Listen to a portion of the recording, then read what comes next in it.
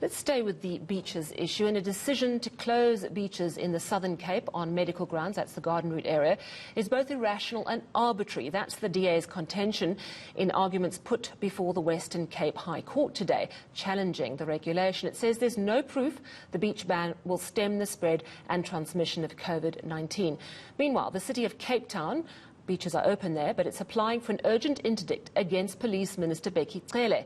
This follows an altercation between MMC JP Smith and Cele yesterday. The minister shut down a film shoot at Camps Bay, saying it was against lockdown regulations. For an update on both these stories, we're joined by our reporters in Cape Town, Lindsay Dentlinger and Ayesha. Ismail, good evening to both of you. Lindsay, I'm going to start with you.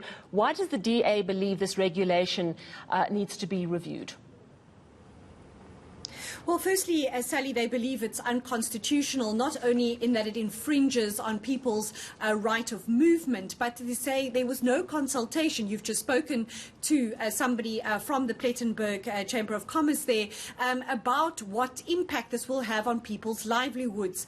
Also, the DA saying there's no medical evidence to suggest that by the beaches being closed, that it would stem the surge of COVID-19 cases there, and that there's just really been a lack of consultation. Also, they feel that it's been a blanket ban on beaches without considering the specifics of each beach. It's not just Plettenberg Bay, it's George, it's Knysna, it's a whole long coastline where they believe that they can contain the numbers, that far fewer people go to these beaches than, for instance, say, very busy beaches here in Cape Town, for example. So those are some of the reasons put forward in papers lodged with the Western Cape High Court today.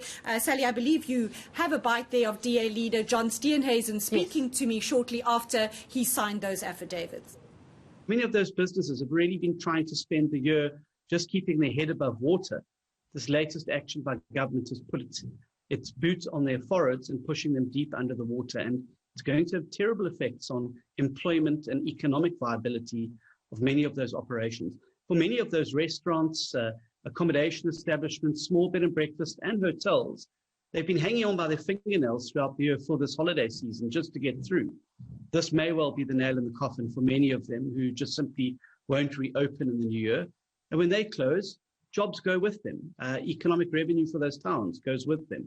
And these are the considerations that I don't think have been sufficiently taken into consideration in balancing lives and livelihoods. All right, so the DA basically saying that in an attempt to get a balance, the national government has got it completely wrong. So this is going to be heard on Monday. Lindsay, do you think we'll get a decision on the beaches as early as Monday? Well, Sally, I think it's hopeful, firstly, that the DA hopes to get a hearing before the court on Monday afternoon. We know that in those papers filed today, the President, the Cooperative Governance Minister, the Health Minister and the Premier of the Western Cape cited as respondents and all given until 5 o'clock today to indicate whether they will oppose that application. And if so, those papers have to be filed over the weekend. But it is certainly their intention to ask the court to hear the matter on Monday. Whether it will move as quickly as to have an outcome is probably a little bit hopeful.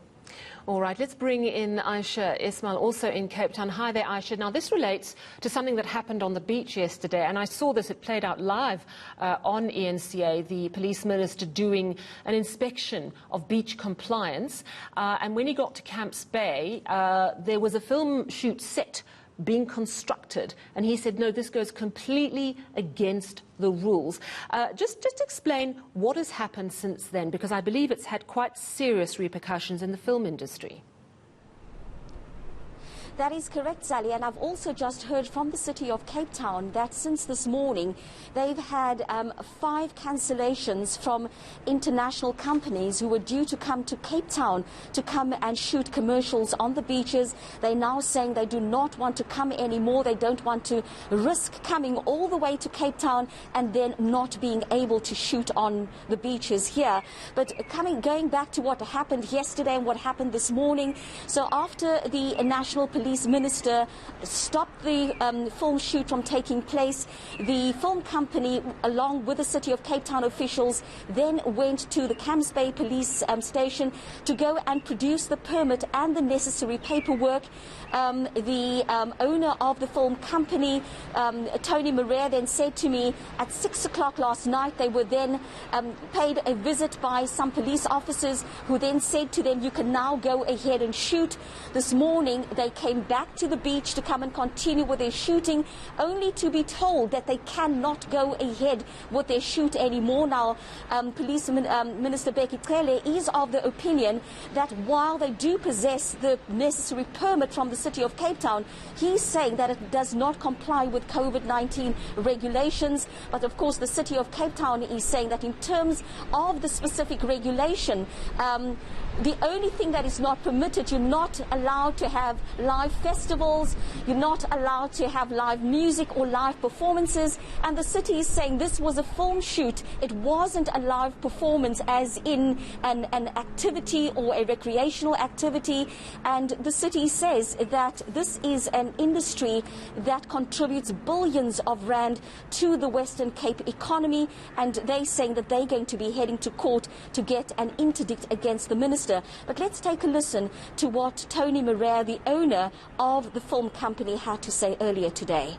They apparently got a phone call from the National Commissioner this morning that has told them to shut the shoot down. They came and told us that we had to shut down. We asked them why, and they have yet to give us a reason.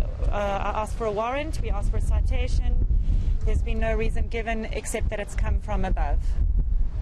And how does this make you feel? You have, what, 50 crew and 20 cast? I'm very disappointed. I'm very angry. We're doing everything we can to try and work around this so that our international clients get the shoot that they've come to South Africa to get.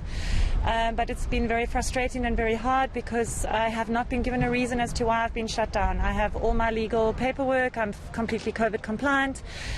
We have everything in place that we're supposed to have, and nobody's telling us why we're being shut down. So, Ayesha, isn't it all clear who's wrong and who's right here? Because the city is adamant they've got absolutely every permit in place, and in terms of their bylaws, they've followed the rules, and it's within the overall umbrella of the COVID compliance rules. But the police minister seems equally adamant. How's this going to get sorted out?